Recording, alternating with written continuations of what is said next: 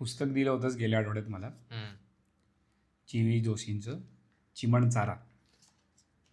मला तेव्हा माहिती नव्हतं देताना की कारण मी वाचलं नाहीये. मला वाटलं तू हे मी वाचलंय. जी.व्ही. जोशींची बाकी पुस्तकं वाचली आहे. मला त्यातलं तर ते छोटं दिसलं, म्हटलं हे काहीतरी आहे घे.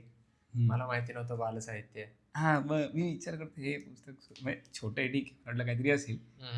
पण सुरू केलं की अशी छोटीशीच सगळ्यात छोट्या गोष्टी आहेत की ती 30 पानाचं वगैरे पुस्तक आहे. आणि असं मोरू नावाचं कॅरेक्टर आहे, ते सांगतं की मला पुस्तक लिहायचं. हे जे बाकी पण तशीच पुस्तकं आहेत का? नाही, लहान मुलांसाठी नाही आहेत बाकीची. अच्छा. पण चिमणराव, मोरू ही सगळी पात्र आहेत ना, त्यांनी ती मला वाटतं ते सुरुवातीला त्यांनी लिहिलंय बघ प्रस्तावनेत की मुलांसाठी काहीतरी करावं असं डोक्यात होतं. त्यामुळे चारा असावा म्हणून 12 वर्षाच्या मुलामुळे चिमणचारा. मला वाटलं चिमणरावांचीच कुठली तरी छोटीशी गोष्ट असेल. ओके, चिमणरावांच्या गोष्टी वेगळ्या आहेत. हा, वेगळ्या आहेत. चिमणराव म्हणजे ते शेवटी ते स्वतः ते जी.व्ही. जोशी म्हणजे चिंतामण नाव आहे ना त्यांचं, ते त्याच्यावर बालसाहित्य नाहीये. ते बालसाहित्य नाहीये. ओके. तू हसवा फसवी नाटक पाहिलंयस का? नाही. ओके. हां, त्याचं पुस्तक आहे का तुझ्याकडे? नाही, त्या नाटक ते दिलीप प्रभाकरांचं नाटक आहे. त्याच्यात ते 6 म्हणजे एकपात्री प्रयोगासारखं आहे, पण त्यात ते 6 रोल करतात. त्यातला पहिला रोल चिमणरावांचा आहे. कारण पूर्वी जेव्हा बघितलं असेल मग लहान असताना. चिमणरावांवर पूर्वी यायची मालिका. चिमणराव दिलीप प्रभाकर असायचे आणि मग बाळ कर्वे पण होते त्यांच्याबरोबर. ओके. आपल्याला शाळेत असताना धडा पण होता रविवार चौथ्या चिमणराव पुस्तकातला. काय, कसा होता, काय स्टोरी काय होती, त्याची गोष्ट काय होती? रविवाराविषयी लोकांचं किती चांगलं मत असतं आणि काय काय काय काय की अरे बापरे, लोकांनी डोक्यात घेऊन ठेवला रविवार, पण प्रत्यक्षात रविवारी डोक्याला ताप असतो. सगळी कामं तेव्हाच येतात किंवा काय, कोणाकोणाला तो ताप असतो. किती होता तो धडा? माध्यमिक मध्ये असताना, नेमका कधी ते आठवत नाही. 7वी 8वी 9वी 10वीत नाही, अगदी 7वी 8वीत असावं. ओके. सो हे पुस्तक कशावरती माहिती आहे? असं छोटी गोष्ट दिली आहे की तो मोरू बाबांना म्हणतो चिमणरावांना की मला पुस्तक लिहायचं आहे. मग ते म्हणणार प्रकाशित कोण करणार, मध्ये काय बडोद्याचे काका प्रकाशित करतील. मग तो विचारतो त्यांना, मग ते त्यांच्या घरी येतात पुण्याला आणि मग एक एक गोष्टी सांगतात. तुम्हाला हे माहिती आहे का, तुम्हाला ते माहिती आहे का, आणि मग ते अशी कोडी वगैरे विचारतात काय काय. अच्छा. मध्ये थोडंसं असं आहे की जो वाचक आहे, जो वाचतोय, त्याने ते ओळखावं स्वतः डोक्याला. हे लहान मुलांसाठी चांगलं आहे पुस्तक. हां, चांगलं आहे. आणि थोडं म्हणजे मी पण पहिल्यांदा वाचलं ना, तर माझ्यासाठी पण काही गोष्टी नवीन होत्या. म्हणजे सिंहली लोकांबद्दल त्यांच्या गोष्टीत बौद्ध श्रीलंकेतल्या श्रीलंकेतल्या गोष्टी आहेत किंवा बौद्ध विचारांच्या गोष्टी आहेत, अशा काय काय गोष्टी आहेत. एक धडा होता की हे कोणाचे शेवटचे शब्द आहेत किंवा ही कोणाची शेवटची वाक्य आहेत. की अरे, आणि मग ते ओळखत असतात, हे याचं वाक्य, हे त्याचं वाक्य आहे. आणि मग म्हणजे काही सुरुवातीला फेमस लोकांची वाक्य असतात. मग की फक्त फेमस लोकांची कशाला पाहिजेत, सामान्य माणसांची पण पाहिजेत. मग ते होतं की हे बंगारवाल्याचं वाक्य आहे, मरता मरता तो हे बोलून गेला. काय काय आहे. चांगलं आहे, पण वाचू शकतात. म्हणजे ज्याला कोणाला लहान मुलांना वाचायला द्यायचं आहे पुस्तक. मला आता ओसाडवाडीचा देव सापडला ना की मी ते तुला देतो, कारण ते पण छोटंसंच पुस्तक आहे. मेषपात्रे पण आहे. हे मेषपात्रे मला वाटतं हे बस धडा आहे, आमच्या बुद्धीची चाचणी. अच्छा. म्हणजे तो म्हणजे काका प्रश्न बोलतात की त्या राजाला स्टोरीमध्ये असे असे प्रश्न विचारले, तुम्हाला सांगता येते का उत्तर. मग राजाने दिलं असतं, मग हे काहीतरी चुकीचं देतं, असं काय काय काय काय आहे. पण चांगले. तू अशी छोटा असताना अशी पुस्तकं वाचायचंस का? नाही, मुलांच्या गोष्टी वगैरे. पण हे बघ, तुम्हाला एक मागे सांगितलेलंच बघ की आपण जेव्हा लिहितो, म्हणजे लेखक जेव्हा लिहितात तेव्हा ते अनुस्वार देतात. चिमण्यांचे घरटे नव्हते, हे माहिती. तर या पुस्तकात तो देत नाही, तो म्हणतो मी काय असं लिहिणार नाही. सारांश, चिमण्यांचं घरटं नव्हतं तर चिमण्यांचे घरटे होते. अच्छा. हा, मी पहिल्या बनावर लिहिले की मोरू, तो मोरू सांगतो की मी काय असं लिहिणार नाही, मी असं लिहिणार, मला हवं तसं. म्हणजे बोलीभाषेत लिहिणार नाही, पुस्तकी भाषेत लिहिणार. पण मग ती बोलीभाषेत जेव्हा आपण हे करतो तेव्हा अनुस्वार देतो का तिथे? त्याला शिरोबिंदू म्हणतात खरं तर. काय शिरोबिंदू म्हणजे तू अशा जेव्हा तुला लांबवायचं असतं, जेव्हा तुला मात्रेऐवजी तू टिंब देतोस ना, तेव्हा त्याला शिरोबिंदू म्हणतात. मग तो आपण डोक्यावर दिलेला बिंदू. पण तो आपण कधी जेव्हा लिहितो लिहितो म्हणजे आता मी कधी कधी म्हणतो बघ की हा काही टाईप करत असतो व्हॉट्सअपवरती, तेव्हा तू म्हणतोस की नको हे करू नको, म्हणजे लेखक करतात हे अशा गोष्टी. तू आता जेव्हा चुकून लोक ऐवजी लोक म्हणतोस, हां, तर तेव्हा लोक म्हणतो तेव्हा ते ते कसं मात्रा लिहिलं आहेत, म्हणजे असशील, त्याच्यावरती त्याच्यावर तू टिंब दिलं असतंस. ओके. जर तो शब्द बरोबर असता मुळात तर तो जाऊ दे. किंवा कुठलाही असा शब्द घे जो आता मला वाचायचं आहे, वाचायचे आहे असं आपण लिहिताना औपचारिक भाषा झाली, ती पुस्तकी भाषा झाली. आणि वाचायचं आहे लिहायचं असेल तर मग त्या वर अनुस्वार द्यायचा, म्हणजे शिरोबिंदू द्यायचा, असं करायचं. आता तू मला वाटलं, पण मग जर मी असं करावं, अनुस्वार दिला नाही, शिरोबिंदू दिला नाही, ते चुकीचं ठरतं का? मला वाचायचं आहे, मला वाचायचं, मग तू वाचायचे नाही म्हणतस, तू वाचायचं म्हणतो. आता च ची गंमत अशी आहे की त्याचा साधा उच्चारच पुरेसा वाटतो. मला वाचायचं आहे, नुसता च म्हणतोय असं वाटतं. हां बरोबर, पण ते दरवेळेला नाही होणार. आता जसं इथे घरटं, तर तुला वाटलं आहे म्हणतो, तू वाटलं म्हटलंस. आणि वाटले, तो वाटल आणि वाटलं यातला फरक आहे ना. तर तो जो ल आहे तो थोडा लांबवण्यासाठी मुळात तो शिरोबिंदू आहे. वाटलं. ओके, हा तसा फरक आहे. म्हणून थोडा शिरोबिंदू देतो. एका अर्थी अवग्रह आहे तो, पण तो तसा नाही आहे खरं तर, कारण तो पर्याय आहे मात्रेला. अवग्रह म्हणजे आपण एस काढतो ना लांबवण्यासाठी कुठलाही इंग्लिश मध्ये, खरं तर मराठीतच काढतो, त्याला अवग्रह म्हणतो आपण. ओके. पण म्हणजे याच्यात त्यांनी पुस्तकी भाषा आणि बोली भाषेतला तो एक फरक असा विनोदी अंगाने सांगितलाय की मला असं लिहायचंय तसं लिहायचंय. पण अर्थात तेव्हा ती चूक लोक करत असतील असं मला वाटत नाही. मला आता काल मी ययाती वाचताना माझ्या लक्षात आलं, मी कधी त्याच्यावर विचार केला नव्हता, की मी नेहमी म्हणताना मांडी म्हणतो, मांडी म्हणतो.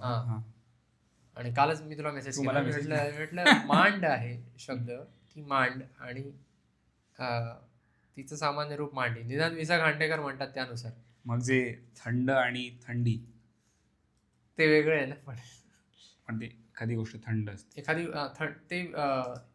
ते विशेषण आहेत, कारण ते वर्णन आहे त्या गोष्टीचं. एखादी गोष्ट थंड आहे, आणि थंडी हे नाम झालं, कारण तो काळ आहे. काळ नाही, काळ तर हिवाळा असतो. थंडीचे दिवस होते, मला थंडी वाजते, अवस्था आहे. ओके. मांडी हे काय सामान्य रूप नाहीये. मांडी सामान्य रूप आहे आणि मांड हे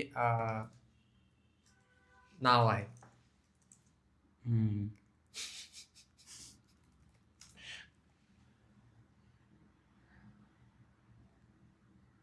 अजून काय उदाहरण आहे? बृहत्कोश काय म्हणतो? मांडी.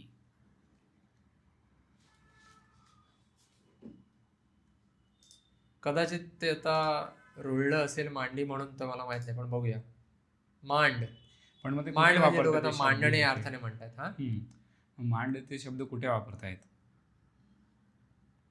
ते ययाती स्वतःच्या मांडीविषयी सांगतोय त्याबद्दलच आहे, की माझी मांड अशी, माझी मांड तशी. तो घोड्यावर बसतो जेव्हा ययाती पहिल्यांदा, ओके, तेव्हा तो म्हणतो मी माझी मांड व्यवस्थित जरा सैल झाली असेल, जागेवरनं हल्ली असेल, म्हणून त्या घोड्याने मला उडवून लावलं वगैरे. म्हणजे तो जेव्हा त्याच्या वर काहीतरी येईल ते आपण मांडीवर म्हणणार. वर असं नाही, त्याला प्रत्यय लागला की मांडीवर त्याला प्रत्यय लागला की आपल्या मांडी प्रत्यय लागला की ते बदलतं ना, सामान्य रूप होतं ना त्याचं. जसं मांडीला, मांडीचे, मांडीला सॉरी मांडीवर. ओके, प्रत्यय लागला म्हणून ते बदललं. इथे नुसतं माझी मांड हल्ली म्हणून तो माझी मांड हल्ली. पण मी पहिल्यांदा मांड असा, आणि इथे कुठे एक तर मला माहित नाही खांडेकरांचा समज आहे किंवा त्यांचा वापर आहे. आता इथे मांड म्हटलंय, तर पहिलं म्हणजे त्यांनी म्हटलंय की बृहत्कोशात बघतोय मी, बृहत्कोश.org वर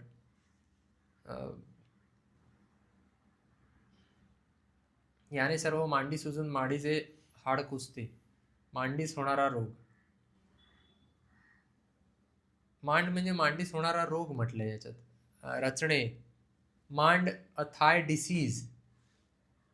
मांड मांडी थाय. काय थाय डिसीज लिहिलंय मांड म्हणजे. हा, मांडीला होणारा रोग. पण मग तू हे कन्फर्म कुठून करू शकतोस की हे बरोबर आहे चूक आहे?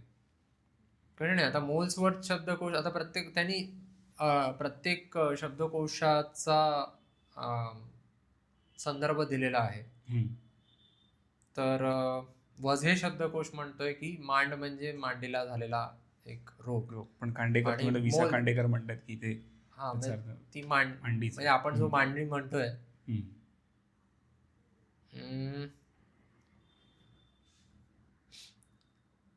मोल्सवर्थ शब्दकोशात म्हटलेलं आहे की मांड म्हणजे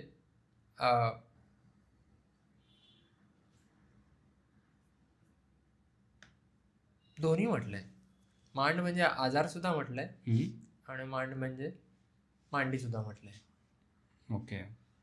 मग त्यांनी तिथे तो नुसतं पण मांडी त्या बोलूया आपण. निमित्ताने काहीतरी नवीन कळलं.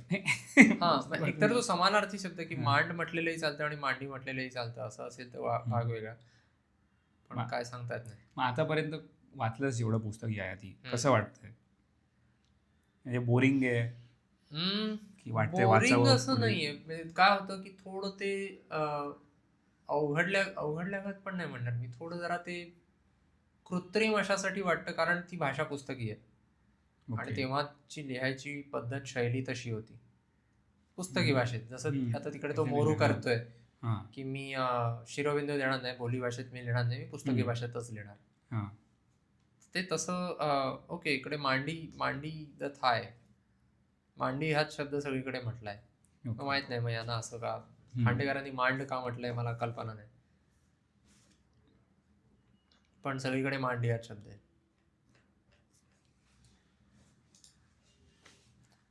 हा, पुस्तकाविषयी ययाती अजून काय 40 पानच वाचून झालेत आणि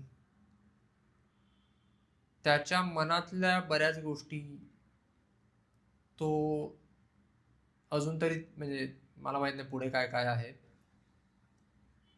पण तो मोठा होतोय, त्याचं वय वाढतंय आणि त्यामुळे त्याच्या मनात वेगवेगळ्या प्रकारचे विचार येतात, कल्पना येतात.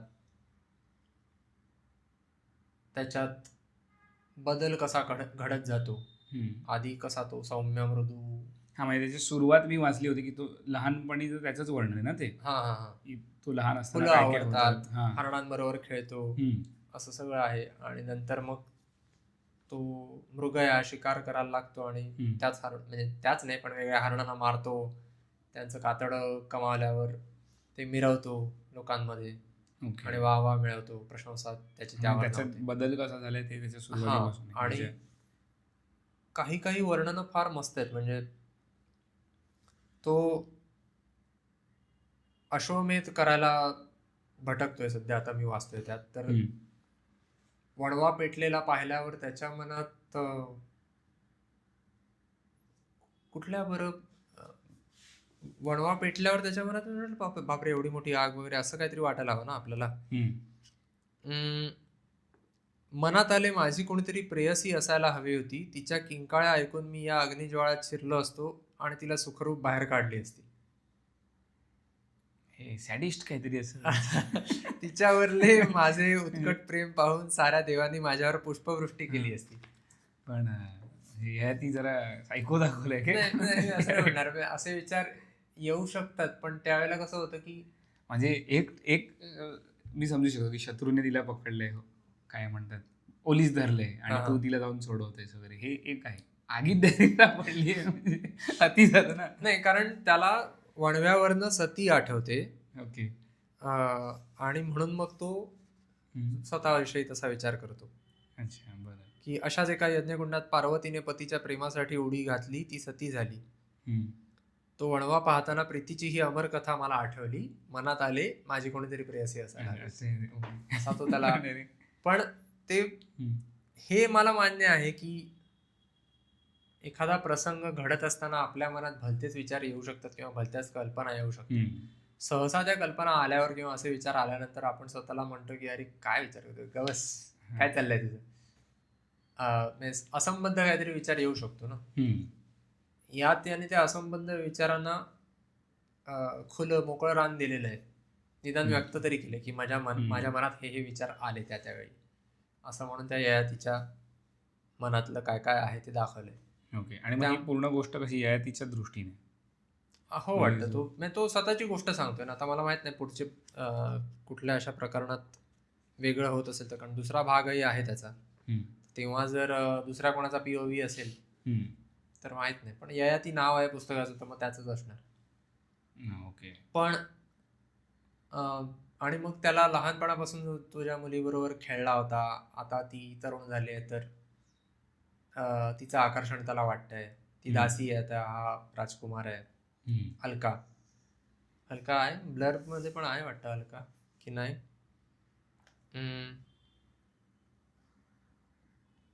नाही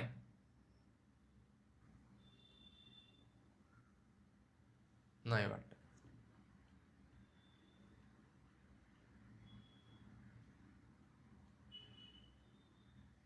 नाही, देवयानी आणि शर्मिष्ठा अशा दोन आहेत.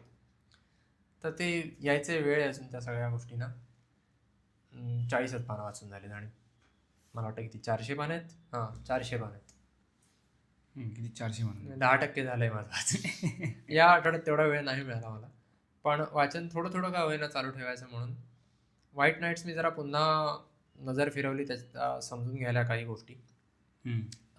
आता मी इथे आणलं तर नाहीये, पण एक प्राईड अँड प्रेजुडिस बद्दल मी थोडंसं सांगू.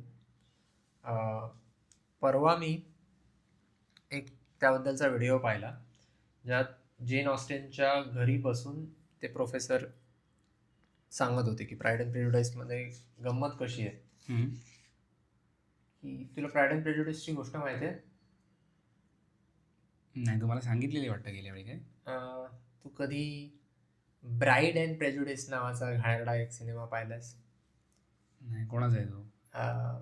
काढलाय कुठल्या तरी बाहेरच्या. प्राईड अँड प्रेजुडिस ऐश्वर्या रायचा तो पिक्चर आहे तो ब्राईड अँड प्रेजुडिस. अच्छा, तोच. तो त्या मूळ कादंबरीवर आधारलेला आहे. तो पाहिलास का ऐश्वर्या रायचा? नाही. ओके, नाही पाहिलास तर ठीकच आहे. पण म्हणजे तो त्या मुलीवरती आहे का तो, एक मुलीच्या दृष्टीने? म्हणजे ते कसं त्यात गंमत दाखवलेली अशी आहे की त्या 5 बहिणी असतात. खूप क्लासिक गोष्ट आहे ती आणि मुळात ती विनोदी गोष्ट आहे. बाकी सगळं आहे त्याच्यात आणि बाकी बऱ्याच त्याला कांगोरे बरेच आहेत, पण मुळात विनोदासाठी, जेन ऑस्टिनच्या विनोदासाठी ती वाचायची गोष्ट आहे. आणि त्यात मुख्य पात्र कितीही म्हटलंच तरी ज्यामुळे तुला मजा येते ते मिस्टर बेनेट आणि मिसेस बेनेट आहेत, आई बाप हिरोईनचे. त्यांना तेवढा सगळा POV एलिझाबेथ म्हणजे मुलीचा आहे तरी. तर 5 बहिणी असतात आणि त्यातल्या ज्या 2 मोठ्या बहिणी असतात त्यांना समाजात कसं वावरावं वगैरे त्याची जरा जाण असते. आणि जी आपली मेन हिरोईन आहे ती दुसरी बहीण असते.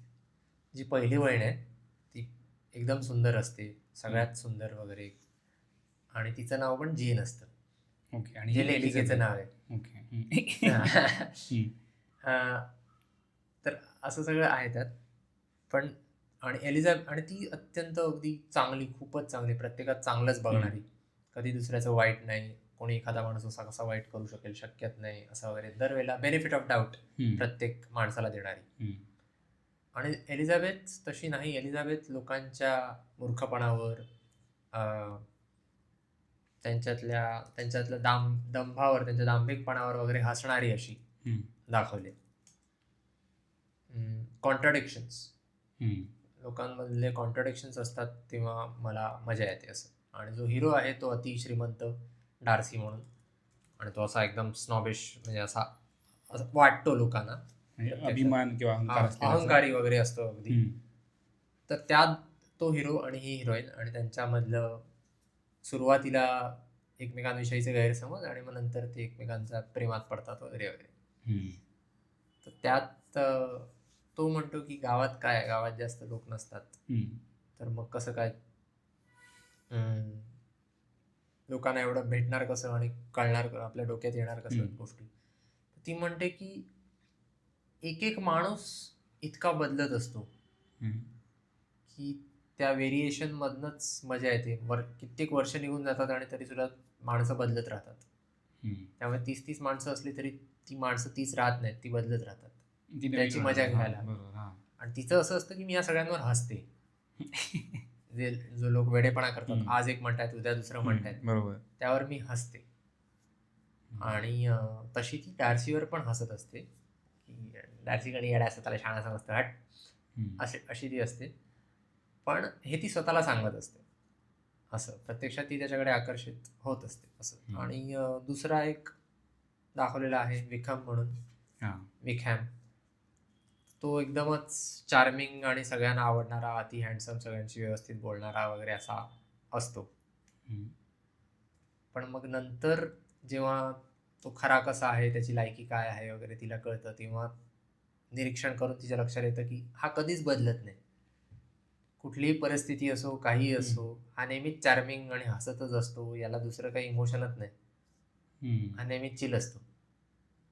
मग कॉन्ट्रडिक्शन्स आधी तिला हास्यास्पद वाटत असतात आणि नंतर तिच्या लक्षात येतं की कॉन्ट्रडिक्शन्समुळे माणूस खरा ठरतो. हां, की मी आज एक म्हटलं, उद्या दुसरं म्हटलं. हा माणूस असण्याचा माझा मूळ स्वभाव धर्म आहे. पण मग तू विचार करून ते करतोय की तू नुसतं आज उद्या बडबड करतोयस? कशी ती लोक म्हणजे चूक सुधारण्यासाठी वेगळं बोलतायत की काय करतायत? तसं काही गरजेचं नाही. माणूस परफेक्ट नसतो आणि तो आज एक आणि उद्या भलतंच म्हणतो, याचा अर्थ तो दरवेळेला खोटाच वागेल असे नाही. कधी कधी तो खोटाही वागेल. मुळात तो स्वतःची तशी समजूत घालतो.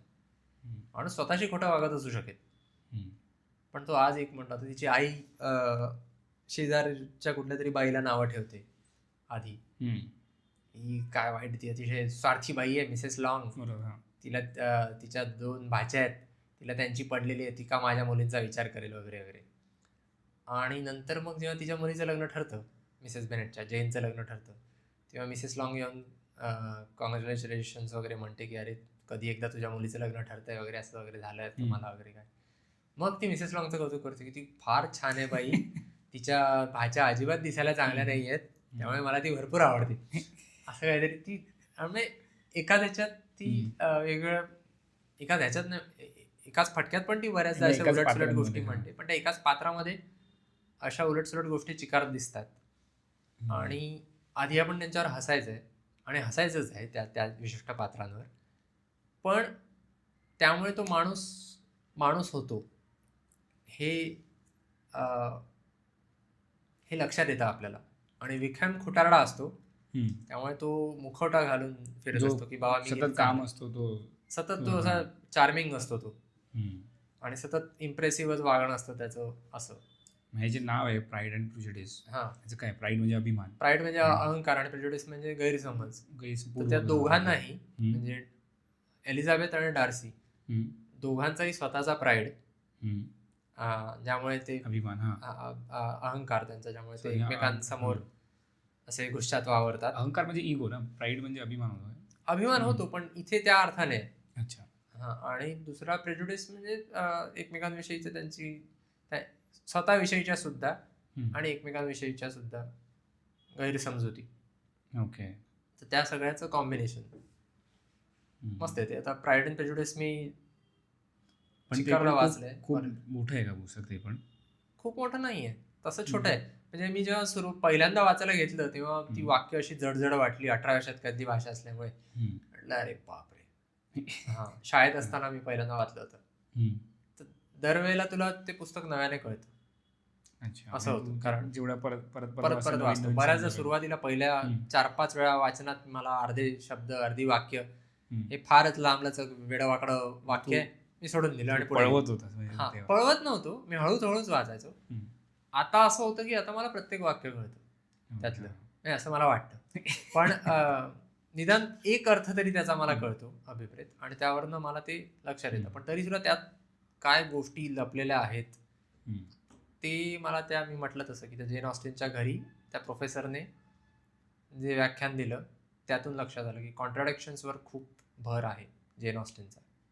तिच्यात त्याने बाकी पुस्तकांचा पण संदर्भ दिला थोडा, पण त्याचा मुख्य रोग प्राईड अँड प्रेजुडिसवर होता. आणि ते तिचं सगळ्यात लोकप्रिय पुस्तक आहे. ओके. मी आता इगो चालूच आहे माझं. हां. मला थोडे थोडे धडे वाचत असतो त्याची प्रकरणं, कारण समजून घ्यायला बरे पडतात ते, की आपल्या पण असेच काहीतरी होते का आपल्या बाबतीत. तर आता जो धडा एक होता तो त्यातला प्रकरण आता शेवटचं जे प्रकरण वाचलं ना ते प्राईडवरती होतं, की अर्ली प्राईड इज हार्मफुल असं काहीतरी टायटल होतं. पण मग त्यांनी वेगवेगळी उदाहरणं दिली आहेत. परत जसं मी आधी पण सांगितलं ना, की प्रत्येक प्रकरणामध्ये वेगवेगळ्या फेमस लोकांची तो उदाहरणं देत असतो. मग त्यांनी बेंजामिन फ्रँकलिनचं आधी उदाहरण दिले, की तो गावामध्ये बाहेरून शहरातून गेला आणि मग तो थोडे पैसे होते, सूट घातलेलं, घड्याळ वेळा होता हातामध्ये, मग सगळ्यांना दाखवत फिरत होता, बघा बघा पैसा आहे माझ्याकडे असं. त्याला वाटलं भावाला इम्प्रेस करेन, पण भाऊ काही इम्प्रेस झाला नाही. आणि शहरात गावी आल्यावर हां, मग तिकडे जिकडे राहत होता तो त्याचे परत मूळ स्थानी. आणि मग त्या तिथला एक सगळ्यात जो अमीर माणूस होता त्याच्याबरोबर तो चालता चालता एकदा सिलिंगला आपटला. मग तो माणूस त्याला बोलला की सांभाळून राहा, नेहमी डोकं वर करून चालायचं नसतं. मग तो त्याच्यासाठी मोठा तडा होता आयुष्यातला. आणि तो हसून, म्हणजे आपण म्हणतो ना काही येडा वगैरे असं करून त्याच्या आईने तो बोलला. मग त्यांनी अजून पण उदाहरण दिली आहेत, की चेंगीस खानचं उदाहरण दिले, माहीत नाही तर त्यांच्या तोंडी त्यांनी टाकले की काय. पण चेंगीस खानने स्वतःच्या मुलांना आणि जनरल्सला सांगितलं की इगो बाळगू नका, early pride is too harmful. म्हणाला की या जगातला सगळ्यात मोठा जो पर्वत आहे त्याच्यावर कोणता प्राणी उभा राहिला की तो त्या पर्वतापेक्षा उंच होतो, तर पर्वताने पण अभिमान बाळगू नये. किंवा एक खतरनाक वाक्य आहे. म्हणजे मला वाटतं की चेंगीस खान हा या बाजूचा असल्याने ईस्टर्न भागातला, म्हणजे त्याला तेवढं महत्त्व देत नाहीत किंवा त्याला असा तो क्रूर कर्मा असा वाईटच दाखवला जातो. नाही, तो होता 100% पण काय हे चांगले होते का? जे अलेक्झांडर वगैरे जे होते, नाही ह्यांच्या नावाच्या मागे तुम्ही ग्रेट वगैरे लावता, तुम्ही त्यांचे काय काय शिकवणूक जी आहे, त्यांचे कोट्स वगैरे असतील ते तुम्ही एकदम अभिमानाने मिरवता. मग ह्याचं काय? क्रूर कर्म असेल, तर युद्ध करायला लागले तर लोक ठार मारायला लागणार.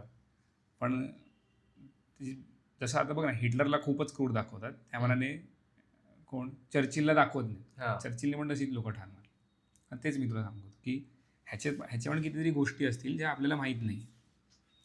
पण बोललो सही आहे. अजून असं 2-3 अजून त्याच्यात उदाहरणं होती. पण मग पडलं की आपल्या मागे चर्चा झालेली बघ, तू मागे म्हणाला होतास की अभिमान हा कमावलेला असावा, माज कमावलेला असावा. किंवा आता हे जो म्हणतोय अर्ली प्राईड म्हणतोय ते थोडंसं अर्ध्या हळकुंडाने पिवळं होणं वगैरे तो प्रकार झाला. पण ना मला एक डिबेट आठवलं सुशांत सरींचं, जयपूर डायलॉगवरती होतं. ते म्हणत होते की हे लोक बोलत आहे भारत केवढा ताकदवंत झाला आहे, ऑपरेशन सिंदूर नंतर आपण हे केलं ते केलं, असं केलं तसं केलं. तर सुशांत सरीन म्हणाले की गप्प बसा. म्हणजे डायरेक्ट ते नुसतं त्यांना उद्देशून नव्हतं, ते आपल्या सर्वांना होतं की गप्प बसा. आणि लेखकाने पण केलेलं आहे की don't boast at the beginning, boast never. कधीच करू नका, गप्प बसा. म्हणजे की तुम्ही काय काम करताय ते शांतीत क्रांती किंवा शांतीत क्रांती, की काम करत राहा, समोरच्याला काही दाखवू नका तुम्ही काय करताय, कारण कधी तुम्ही तोंडावर पडायला सांगता येत नाही. पण असतं तेच की जी माणसं काम करत असतात ती गपचूप काम करत असतात आणि त्यांच्या जीवावर दुसरे लोक डिंग्या मारत राहतात. हो. आणि परत आपलं जे होतं बघ गेल्या वेळेचा मुद्दा आपण आधी मान्य केलेलं की चल कमावलेला अभिमान असेल तर चांगले, मान काय माज असेल तर. पण लेखक म्हणतो की तो पण चुकीचा आहे. म्हणजे त्या धड्यामध्ये तो म्हणतो की तो तुम्हाला डिस्ट्रॅक्शनकडे नेतो, त्याचा तुम्हाला काय फायदा होत नाही आहे. तुम्ही कोणाला माज दाखवता त्याचा तुम्हाला फायदा होत नाही आहे. तुम्ही तुमच्या गोष्टीवरती जिथे काम करता त्याच्यावरती काम करत राहा. मी कमावलेला माज कशा अर्थाने म्हणतोय की समजा एखाद्याला माझ्या विषयातलं किंवा माझ्या क्षेत्रातलं काही कळत नाही आणि त्या क्षेत्रात मी काहीतरी करून ठेवलंय आणि तो येऊन मला शहाणपणा शिकवतोय. आता जर मला त्याच्याकडे दुर्लक्ष करून चालणार असेल, मुळात मी त्याच्याकडे दुर्लक्ष करेन का? कारण मुळात मला माझं आहे की मला याच्यापेक्षा जास्त कळतं, तर मी दुर्लक्ष त्या आधारावर करू शकतो. किंवा मी त्याला सांगू शकतो की बाबा तुझी लायकी काय आहे, मला तुझ्यापेक्षा जास्त कळतं. दोन्ही कृतींमध्ये माज आलाच माझा. पण तू जेव्हा त्याला खाली दाखवतेस की काहीतरी इग्नोर केलं असं तुझा वेळ वाचला, तुझी एनर्जी वाचली. पण मी इग्नोर करतोय तेच म्हणतोय. मी त्याच्याकडे दुर्लक्ष करतोय त्यासाठी मी ठरवतोय का निकष काय त्याच्याकडे दुर्लक्ष करण्याचा, हम्म. की मला याच्यापेक्षा जास्त कळतं. मग ते कळतच आहे ना तुला, हा, तो मग फॅक्ट तो आहे, माझंच झाला ना, तो फॅक्ट झाला तुझ्या फील्डमध्ये. म्हणून म्हटलं कमावलेला आहे. आता हा, मग तो माझ नाही झाला. माझ म्हणजे काय, तू तिकडे दाखवतोस त्याला काहीतरी करायला बघतोय मुले. हा, त्यांनी दुसरं पण दिले की तुमच्या मनात विचार येऊ शकतो, हा, पण तो तुमच्यावरती की तुम्ही किती प्रकारे तो सप्रेस करताय किंवा तुम्ही कसा तो म्हणजे काय त्याला एक वाव देत आहे, दाखवण्याचं वाट देत आहे. हा, म्हणजे एक अजून त्यांनी दुसरं की तुम्ही जेव्हा इतरांना नेहमी स्वतःपेक्षा कमी लेखता तेव्हा तुम्हाला वाटतं की तुम्ही वर आहेत, मग तुम्ही तिकडेच राहणार, तुमची पातळी ती वाढणार नाही. जेव्हा तुम्ही तुमच्यापेक्षा अजून चांगल्या काहीतरी करणाऱ्या व्यक्तींकडे बघता, त्यांच्याकडे पाहता, तर मग तुम्हाला वाटतं की आपण ह्याच्याकडून काहीतरी शिकायला पाहिजे, मग आपण आपली पातळी उंचवायला बघतो. ते खरं आहे. हा, मग ते तू इतरांना असंच तू ह्यालाच बघत बसलास की याला वेगळं आहे. म्हणजे तू पण ते शेवटी प्रसंगानुसार आहे ना. तू मी समजा एखाद्या माणसाबरोबर बोलतोय, 2 वाक्य 4 वाक्य 10 वाक्य, कधीतरी माझ्या लक्षात येणारच ना की अरे हा माणूस बेंडोग आहे किंवा हा माणूस हुशार आहे, याच्याकडे काहीतरी आहे जे मला त्याच्याकडनं शिकता येईल. असंही असू शकतं की हा एखादा माणूस आहे ज्याला बाकी तो व्यवस्थित हुशार आहे, मन शहाणा आहे, मन त्याच्याकडनं शिकण्यासारखं माझ्याकडे त्याच्याकडे माझ्यासाठी शिकण्यासारखं बरंच काही आहे, आणि ते सगळं मी त्याच्याकडनं शिकून घेईन. पण एक विषय असेल ज्याच्यात मला समजा त्याच्यापेक्षा जास्त गती असेल किंवा मला वाटतंय त्यावेळी की मला याच्यापेक्षा जास्त गती आहे, आणि त्यावेळी तो जे काय म्हणतोय ते मला फार स्वाभाविकपणे वाटतंय की अरे याला यातलं नाही कळत काही, मला नाही पटत याचं काही. हा, मग ती गोष्ट असू शकते. त्यावेळेला ते मनात येतच ना की मी याच्यापेक्षा जास्त अभ्यास केलाय त्यामुळे मला जास्त माहिती आहे. मग तो कमावलेला माझंच झाला, कारण तो अहंकार म्हणजे दरवेळेला असाच असायला हवा असं नाही की मी कोणा माहिती आहे का, असं त्याला करून दाखवायची गरज असता कामा नाही आपल्याला स्पष्टपणे, तितक्या उघडपणे. तो मनात असणं, तो अहमभाव मनात असणं की बाबा मी शहाणा आहे याच्यापेक्षा. पण आता तो मुद्दा की तू एक व्यक्ती झाली, तू सगळ्यांबाबतीत तेच करत सुटलास, ते चुकीचं आहे. तर मग तू काय होतंय की तू सगळ्यांना कमी लेखतोयस आणि तुला वाटतं की तुला इतरांपेक्षा खूप जास्त येते. ते नाही, काय म्हणणार, तुझी तू वाढ जी आहे, ग्रोथ जी आहे ती थांबवते. कोणते ते तो शेवटी माणूस बघून आणि माणसाबरोबर सुद्धा विषय बघून तू ठरवायला हवंस की बाबा मी कुठे नम्रपणे वागायला हवं आणि कुठे मी मिजाजखोरपणे वागायला हवं. आता तुला माहिती की समोरच्या व्यक्तीला एखाद्या विषयात काही आयडियाच नाही, मग तू त्याच्यासमोर तो विषय काढूच नकोस ना. तुझी एक्सपर्टीज आहे आणि तू तिथे मी फुकटात त्याला का देऊ. आणि तू जर सांगत असेल तर मी मान डोलवेन. मग मी पण तेच म्हणतो की मी जर बरं बाबा हे जे करतो ना आपण, शाबास, ओके ठीक आहे, ते सुद्धा माझ्यामुळेच करतो हे. पण मग त्याची पातळी खूप हे सौम्य ठेवावी, हरकत नाही, ते मी म्हणू शकेन. पण पटलं म्हणजे त्याचं जे काही लिहिलेलं होतं. पण जेवढ्या वेळा इगोमध्ये काहीतरी वाचतोय ना, काहीतरी आपण असं काहीतरी करत असतो का वगैरे असं वाटतं त्याच्यामध्ये. आणि ते पटतं का माहिती आहे, कारण तू सक्सेसफुल लोक बघ, जे पण आपल्या बिझनेसमॅन वगैरे असतील, हे कुठे माज दाखवत नाही फिरत. आता रतन टाटा म्हणतात, अंबानी म्हणशील तू, जर ह्यांनी माज दाखवलं, कारण त्यांनी काय सांगितलं की तुमची जी वाढ असते, ग्रोथ असते, ती एकट्याने नसते कधीही. तुम्ही सोसायटीमध्ये राहता, तर तुम्ही काय म्हणणार आपण याला, या सोसायटीचा भाग आहात, त्यांच्या हातभार लावूनच तुम्ही जे काय आहात ते बनत राहता. मग आता अंबानी उद्या नुसता माझंच करायला लागला तर मग त्याच्या आजूबाजूचे लोक काम नाही करणार, तो त्यांना नुसता माज दाखवत असेल तर त्यांच्याबरोबर तो त्याच पातळीने वागत असेल ना जसं वागायला हवं. बरोबर. म्हणून तो त्या लेवलला पोचलाय. आणि आहे त्याचं अजून बाकी आहे, ते अर्ध झालं असेल पुस्तक कदाचित. आता इगो इज द एनिमी अर्ध झालं असेल. फार अगदी निवांत संथ गतीने वाचतोस. कारण मग ते एका वेळेला विचार त्याची 1-2 पानीच असतात ना प्रकरण, 5-6 पानी, 5-6 पानं वगैरे असतात. नाही, 1-2 पानी कोणतंच नाहीये, सगळे 5-6 पानी आहेत. कारण तो प्रत्येक पण छोटे छोटे आणि मला हे 10-15 मिनिटात होत असतील ना. आणि आउटलायर्स आणि नाही ते शब्द काय काय कळत नाहीत, त्यामुळे वेळ लागतो. शब्दाचा अर्थ काय, किंवा त्याने कोणकोणती नावं दिली असतात की ह्याने असं केलं, कोण तो, ते होतं. आता मग हा कोण आहे, मग त्याच्याबद्दल गुगल करून वाचत की हा कोण आहे, तर त्यामुळे तो वेळ लागतोय. पण एकंदरीत ते पुस्तक म्हणजे छान आहे. मी म्हणेन, तू वाचलंयस का ते? नाही, इगो इज द एनिमी नाही वाचलेलं मी. ऑब्स्टॅकल इज द वे त्याचंच आहे थोडंसं वाच. पण मी बोलेन की तू पण वाच जेव्हा कधी वेळ मिळेल. आणि ते असंच आहे की थोडंसं वाचलंस, विचार केला, समजून घेतलं, मग पुढे निघाल. आता हे एक पुस्तक मी वाचायला घेतलं होतं, प्रणाम वीरा म्हणून, रामदास कृष्णा कामत.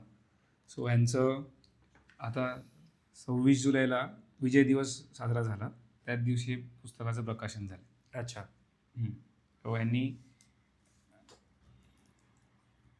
त्यांनी वेगवेगळ्या सैनिकांची जे लढले भारत आपल्यासाठी, देशासाठी, काही हुतात्मा झाले, त्यांच्या गोष्टी लिहिल्यात. आणि छान आहे, म्हणजे तुला वाचून कधी कधी अंगावर काटा येतं, कधी डोळ्यात पाणी येतं.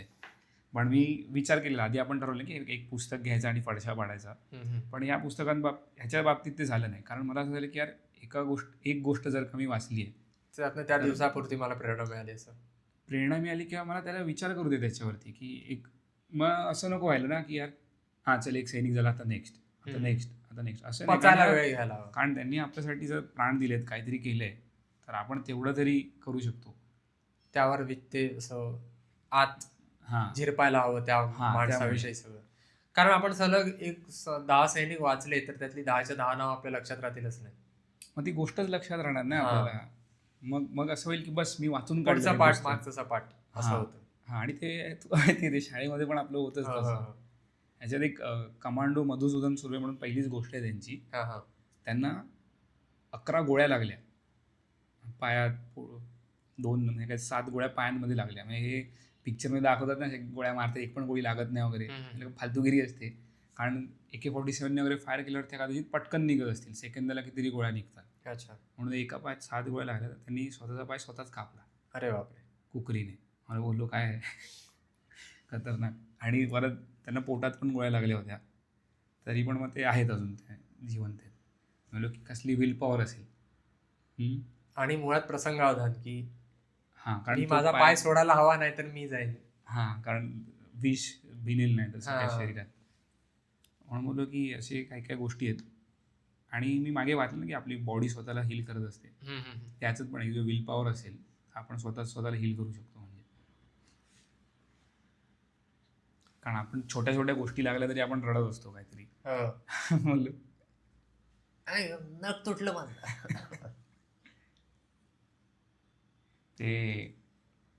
त्यांना शौर्यचक्र दिलं गेल्यानंतर, आधी त्यांनी खूप ऑपरेशन केली, नंतर हे मणिपूरमध्ये एक ऑपरेशन झालं. हे मणिपूरमध्ये काय काय तिथे होते ना आधी सगळे उठाव करणारी त्या भागात भरपूर होतं. आणि अजून एक मी वाचलं, नाव सांगतो त्यांचं, R. सुब्रमण्यम म्हणून आहेत. सो मी लहान होतो ना तेव्हा मला आजी सांगायची माझी की ती ह्यांना शिकवायची. अच्छा. दादी माझी मराठी शिकवायची इंग्लिश मिडियमच्या मुलांना. अच्छा. कारण हे गोरेगावमध्ये त्यांचा जन्म झाला, विवेक हायस्कूलमध्ये होते. देशसेवेच्या स्वप्नासाठी मृत्यूच्या कुशीत. सो दादी सांगायची हुशार होता खूप. लोक सहसा 90% मिळालं इंजिनिअरिंग सायन्स घेतात, म्हणजे काय असं इंजिनियर डॉक्टर बनायला जातात म्हणे. आणि त्या काळात म्हणजे कुठल्या काळातलं आहे? 1976 मध्ये जन्म झाला. 1995 साली त्यांनी तेव्हा ते आर्मीमध्ये गेले. मग त्यांची काय कथा? त्यांनी कुपवाडा येते ना 9 अतिरेकी घुसखोरी करत होते. अच्छा. तर रात्रीची वेळ होती, हे गेले स्वतःच्या टीम बरोबर, फायरिंग केली. त्यांना आयडिया नव्हती किती लोक मेलेत, ते समोरचे किती अतिरेकी मारले गेले. दुसऱ्या दिवशी परत गेले, मग कळलं 6 अतिरेकी ठार मारले गेले. तेव्हा आधीच्या फायरिंगमध्ये 3 जिवंत वाचलेले. अच्छा. पण ते पळू शकत नव्हते, पडलेले. 3मधल्या 2 परत ठार मारलं, पण एकाने फायरिंग केली. अच्छा. तेव्हा ते तिकडे हुतात्मा झाले. म्हणून मग बोललो की अरे केवढ्या एकासाठी राहिलं नाही. पण मला हे वाटतं यार की म्हणजे ह्यांची तू ट्रेनिंग बघशील आणि एवढ्या गोष्टी केल्या आहेत की खूप जास्ती असेट आहेत भारतासाठी. आपले सैनिक कमांडो आता हे पॅरा SF मध्ये वगैरे होते, तर ह्यांच्यावरती यांची ट्रेनिंग वगैरे खूप असते. आणि कोणतरी फालतू अतिरेकी येतो, ज्याचा काय ब्रेन वॉश झाला असतो, डिस्पोजेबल असतो तो पूर्णपणे, तो येऊन आपल्या लोकांना टार मारतो. म्हणून ते गौरवार्या बोलतात ना की भुईला भार माणसं येतात आणि आपली सगळ्यात चांगली माणसं मारतात. म्हणजे तू आता बघ ना, यांच्या लिडरशिप असते, कितीतरी गोष्टी असतात. हे जर बिझनेसमध्ये गेले, वेगळ्या क्षेत्रात गेले तर ते काय करू शकतात. तू बघ खूपदा हे जे ऑफिसर लेवलची लोक काही ना काही करतच असतात. असं होत नाही की ते घरी येऊन बसून राहिले रिटायर झाले. हां, मग जेव्हा ते मेजर हरिया बोलतात ना की यांच्यावर मिसाईल मारता तेव्हा वाटतं हा झालं करत राहील हे सगळं. कारण तेच आहे ना, तू एक व्यक्ती, आपण देश पण एवढा त्यांच्यावर खर्च करतो, ते स्वतः एवढी मेहनत घेतात आणि कोणतरी एक फालतू चिंदी माणूस ब्रेन वॉश झालेला येतो आणि आपल्या सैनिकांना मारून जातो. पण मी म्हणेन की हे पुस्तक वाच आणि हे पुस्तक मी प्रेक्षकांनी सांगितलं जर कोण बघत असेल तर हे विकत घ्या. कारण रामदास कृष्ण कामत हे म्हणजे पुस्तकातून जे काही मिळणार आहेत पैसे हे सैनिकांना दान करणार. त्यांच्या ज्या फाउंडेशन्स असतात त्यांना ते दान करतात. सो आणि छान आहे. म्हणजे मी तुला असं म्हणालो की थोडं असंही असू शकतं की यूट्यूबवरती पण तुला ही माहिती मिळेल त्यांच्याबद्दल. पण इथे ते प्रत्यक्ष जाऊन भेटलेत, त्या कुटुंबांना भेटलेत. अच्छा. की मग त्यांच्याकडून ऐकलंय किंवा त्याच्यावरती बाकी ठिकाणून माहिती गोळा केली. कारण असतं की इंटरनेटवरती लिहिलेल्या खूपशा गोष्टी चुकीच्या पण असतात. आपण पण वाचतो, घेतोय त्याचा काय म्हणतात आपण वापर करतोय, पण खूपदा असू शकतं की जे वाचतोय ते चुकीचं आहे. अतिशयोक्ती पण असू शकते, उशिरा पण ती बातमी कळलेली असू शकते. नाही की अतिशयोक्ती असू शकते, अतिरंजकता असू शकते. मी यांच्याबद्दल बोलतोय, यांच्या ज्या गोष्टी आहेत सैनिकांच्या या पुस्तकात ज्या आहेत त्यांच्याबद्दल सांगतोय की इथे स्वतः भेटलेत, तिकडे काही रिसर्च वगैरे केले तर त्यानुसार त्यांनी ती कथा लिहिल्यात प्रत्येक सैनिकाच्या. अजून मी थोडं सगळे वाचले नाहीत कारण मी जसं मगाशी म्हणालो की तू वाचलं की थोडंसं असं विचार करावा लागतं की अरे लोक आपल्यासाठी हे अशा गोष्टी करत आहेत, आपल्यासाठी हुतात्मा होत आहेत ते आणि आपण काय करतोय. आणि मग ते असे नुसते पटापट एक एक गोष्ट अशी संपवू शकत नाही. मग तेच झालं की तू जर एकाच वेळी 15 बातम्या वाचल्यास मग तू ते तर ते जसं तुझं मन बधीर होईल, डोकं बधीर होईल, सिरियसनेस निघून जाईल. अजून मला मी अजून एक ह्याच्यात हे वाचली ह्यांची गोष्ट, कमलेश कुमारी यादव. धुरंधरमध्ये बघ सुरुवातीला तो सीन दाखवलाय की ती कॉन्स्टेबल असते, ती मारली जाते तिकडे, पण त्याच्यात तुला काय वाटत नाही मूवीमध्ये एवढं, कारण ती मरते, तो फोटो येतो नाही, पण त्यांनी ते तुला फक्त थोड्या वेळासाठी तो इम्पॅक्ट राहतो, नंतर ती डोक्यात तरी राहते का नाही. पण मूवी संपल्यानंतर तू विसरला असतो. पण तिची खरी घटना दिली की ती गरीब होती, खूप अत्यंत गरीब परिस्थितीत होती. नंतर तिने नोकरी मिळाली, पोटा पाण्यासाठी काहीतरी करायला हवं म्हणून तिने पोलिसात भरती झाली आणि ती खूप म्हणजे अशी होती काय म्हणतात एनर्जेटिक वगैरे, बिंदास्त होती, म्हणून तिला मग हळूहळू करून तिकडे पार्लमेंटच्या सिक्युरिटीसाठी पोस्टिंग मिळाली. अच्छा. आणि तिला काहीतरी 6च महिने झालेले तिकडे पोस्टिंग होईल. आणि त्याच्यात दाखवलं नाही, ह्याच्यात लिहिलंय की तिने ते गाडीला अडवलं त्या. ओके. म्हणजे ती नुसती समोर नाही गेली, तिने त्या गाडीला अडवलं, गेट बंद केला आणि ID मागितली, तेव्हा त्यांनी गोळीबार केली. मग तिला गोळ्या लागल्यावर ती जोरात ओरडली, म्हणून बाकी सगळे अलर्ट झाले आणि ते पोहोचू शकले नाही आतमध्ये पार्लमेंटमध्ये. पण मग ह्याची जाणीव आपल्या नेत्यांना तरी की नाही माहीत नाही किंवा काय तेव्हा कसे वागले असते, कारण आपण काहीच केलं नाही ना तेव्हा. पण कधी 2002ची गोष्ट ना, 2001. 13 डिसेंबर. तिच्या एका शाळेला नाव दिलंय, मुलींच्या शाळेला तिचं नाव दिलंय, अशोक चक्र दिलं तिला.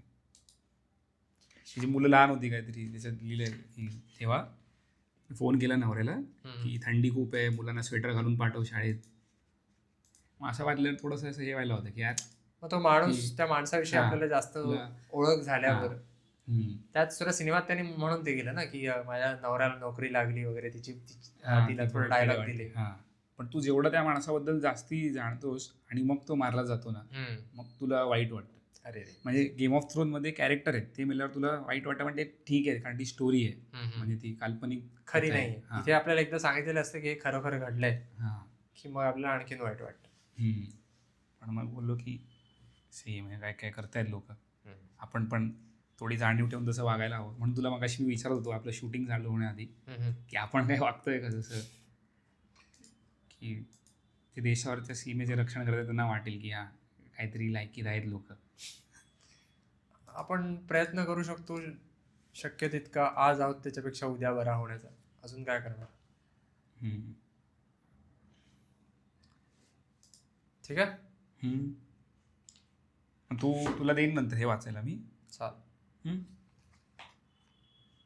डन.